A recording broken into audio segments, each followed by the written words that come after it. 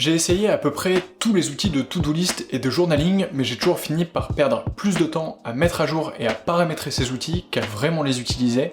Dans cette vidéo, je vous montre l'outil que j'utilise au quotidien pour rester au top de la productivité, organiser mes journées et accomplir mes objectifs. C'est parti! J'ai utilisé beaucoup d'outils de to-do list, du plus simple où c'était juste une to-do en ligne, au plus difficile où il fallait mettre des tags, mettre à jour, etc. Mais je n'ai jamais trouvé ce qu'il me fallait, et ça pour deux raisons. La première raison pour laquelle ces outils en ligne ne me conviennent pas, c'est qu'ils nécessitent souvent plus de travail qu'une to-do papier. En général, il faut ouvrir l'onglet, se connecter, télécharger une application, rentrer la to-do list, mettre des tags, l'actualiser, remettre des choses en lendemain, faire des dossiers, des sous-dossiers pour s'y retrouver, etc., etc. Et toutes ces fonctionnalités finissent par me perdre et par me demander beaucoup trop de travail pour vraiment l'actualiser que ce qui est nécessaire pour suivre ma to-do au quotidien. Le deuxième problème de ces to-do list en ligne, c'est justement qu'elles sont en ligne et donc qu'elles nécessitent d'avoir accès à un appareil, un ordinateur, un téléphone, un navigateur, etc. Ce n'est pas un problème en soi, mais c'est un problème pour notre esprit et pour notre cerveau qui est toujours à la recherche de récompenses, puisque il suffit d'ouvrir l'outil de to-do list, puis on est appelé potentiellement par une notification, par un onglet ouvert, etc., etc. Et on finit d'outil en outil à se retrouver sur Twitter, à lire les derniers tweets ou à explorer des hashtags méconnus, alors qu'on devrait être concentré dans un meeting. De la même manière, on finit par répondre à des mails plutôt que d'écouter ce qu'on est en train de dire et de prendre des notes. Donc ces outils de to-do list en ligne ne me convenaient pas puisqu'ils m'emmenaient sur une pente glissante de la non-attention. Puisque ces outils ne me convenaient pas, j'ai décidé de revenir au bon vieux papier. Alors, comme tout le monde, j'ai pris une feuille de papier et j'ai commencé par écrire ma to-do. Ça marchait plutôt pas mal, c'était assez satisfaisant, j'avais vraiment l'impression d'avancer dans mes journées, de faire des choses, je ne perdais rien, et j'avais cette satisfaction en fin de journée de me dire que j'avais tout barré sur ma to-do list. Le problème, c'est que j'avais aussi un peu l'impression de pédaler dans le vide, d'être une sorte de hamster dans une roue et de toujours vouloir rayer tous mes éléments de ma to-do list sans prendre de recul et sans analyser mes journées. Autrement dit, j'avais besoin d'un système un peu plus qualitatif, mais qui ne devenait pas une prise de tête inconsidérable. Du coup, j'ai décidé d'aller un petit peu plus loin et j'ai implémenté deux grands changements dans ce système. Le premier changement, c'est inclure un petit HLG au tout début de ma to-do list pour Highlight, Let Go et Grateful. C'est un système que j'ai emprunté à Ali Abdaal. Si vous ne le connaissez pas, je vous invite à découvrir sa chaîne YouTube, mais si vous arrivez là, c'est sûrement que vous le connaissez avant moi. Et en fait, ces trois éléments, le Highlight, Let Go et Grateful, permettent vraiment d'ancrer ma journée. Highlight pour ce que je dois absolument faire. Dans mon cas, ça peut être un rendez-vous avec un client, une proposition commerciale à envoyer, un rendez-vous avec un investisseur, un podcast à enregistrer, une vidéo à écrire, etc. Mais ce que je dois absolument faire, ce qui va changer le cours de ma journée, ce qui va avoir vraiment le plus d'impact. Let Go, c'est le deuxième élément, c'est quelque chose qui me pèse un peu sur le cœur, quelque chose qui est un peu moins agréable pour moi en ce moment, et que j'ai envie d'écrire.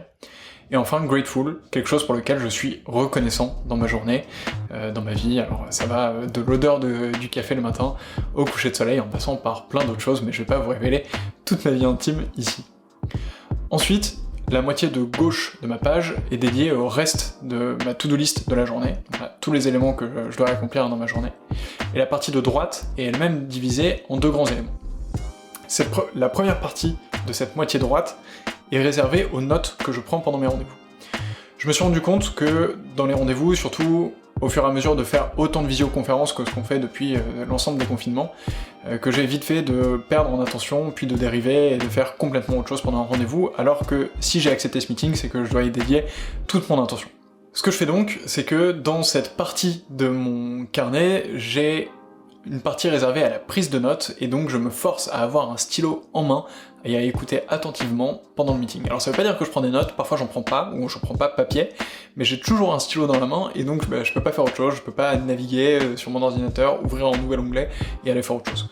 Donc vraiment, le fait d'avoir ce stylo dans la main et de me dire maintenant je prends des notes parce que ce meeting est important, ça me permet de me concentrer et de mettre toute mon énergie dans ce qu'on est en train de me dire. Et en plus, ça me permet de prendre des notes sur le papier que je peux aller revoir plus tard, ce qui est plutôt efficace. Sur cette technique, je me dois de remercier Mathieu Pouget-Abadi, qui est VP Marketing chez Open Classrooms et que j'ai interviewé dans un de mes épisodes de 42-12, mon podcast sur la productivité.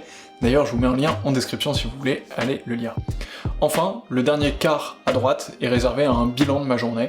En fin de journée, j'aime bien prendre quelques minutes pour écrire quelques notes sur ce que j'ai accompli aujourd'hui, ce qui était bien, ce qui était moins bien, ce que j'aurais pu faire différemment, ou toute autre idée sur ce que j'aurais pu faire mieux, ce que je pourrais faire demain, etc.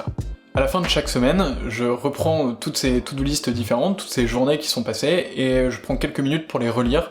Ça me permet à la fois de voir mes highlights, let go et grateful de chaque jour, d'en mesurer un peu la situation émotionnelle dans laquelle je me trouvais, de voir ce que j'ai accompli dans ma semaine, ce que j'ai pas accompli, de reprogrammer des choses pour la semaine suivante et de faire un petit bilan. En plus, l'avantage c'est que j'utilise des petits cahiers de 96 pages. 96 pages, ça fait 3 fois 30 jours à peu près, soit un trimestre, donc c'est parfait en fin de trimestre pour faire une petite review, rebalayer toutes les semaines très rapidement et voir s'il y a des éléments en particulier que j'ai oubliés ou des choses que j'aimerais reprogrammer sur le trimestre prochain. Pour conclure, ce système est celui qui me convient le mieux aujourd'hui. Ça veut pas forcément dire que ça doit être celui que vous devez utiliser, mais en tout cas, je vous recommande d'avoir au moins un highlight dans la journée. Ça va vraiment pouvoir vous donner un focus et ensuite d'écrire quelque chose que vous voulez laisser partir et quelque chose pour lequel vous êtes reconnaissant chaque jour. Moi, c'est quelque chose qui m'aide beaucoup. Prendre des notes sur le papier, c'est vraiment ce qui me convient le mieux actuellement. Le système n'est pas encore en ligne. Je pense qu'il va finir un jour par être sur Notion. Ça, j'en ai aucun doute. En attendant, faites ce qui vous plaît, choisissez le système de to-do et d'organisation qui vous convient le mieux. Moi, je vous ai juste partagé le mien. Il ne me reste plus qu'à vous souhaiter une bonne journée, une bonne soirée en fonction de l'heure à laquelle vous écoutez et vous regardez cette vidéo. J'espère qu'elle vous a plu. N'oubliez pas de la partager autour de vous, de mettre un pouce vers le haut, de vous abonner à la chaîne si ce n'est pas encore fait, puisque c'est encore le tout début de l'aventure. Si tout va bien, je vous retrouve lundi prochain. À bientôt. Salut!